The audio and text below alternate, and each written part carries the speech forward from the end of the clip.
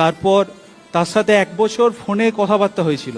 তো এবং ওর ইচ্ছে ছিল কি বিয়ে করব ঠিকই একে অপরকে, এবং সেটা গার্জেনের পারমিশন। তো সেই জায়গা থেকে আমি বলেছিলাম যে তাহলে তুমি বলো বাড়িতে। তো বললো হ্যাঁ বলবো। দিয়ে এইভাবে কি জানি না কি হবে, ওর বাবা মা হয়তো জেনে গেল। তারপরে ওর বাবা মা ওকে বললো যে না, এখন ওর সাথে কোনো রিলেশন রাখা যাবে না, কোনো কথাবার্তা টোটালি বন্ধ আমাদের। সেই 26শে মার্চ থেকে আজ পর্যন্ত তার সাথে কোনো কথা নেই।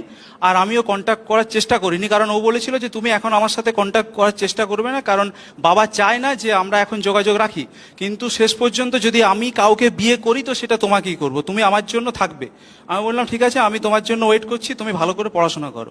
क्योंकि तुम ही हो, अब तुम ही हो हीरो।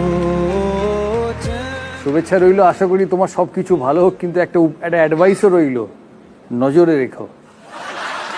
না, নজরে রাখা বলতে কি, আমার ওই বিশ্বাসটা নিয়ে আজ পর্যন্ত আছে। এবং যদি প্রেম বলে যদি কিছু থাকে, যদি ভালোবাসা সত্যিকারেই হয়, তাহলে ওকেই আমি বিয়ে করব। कोई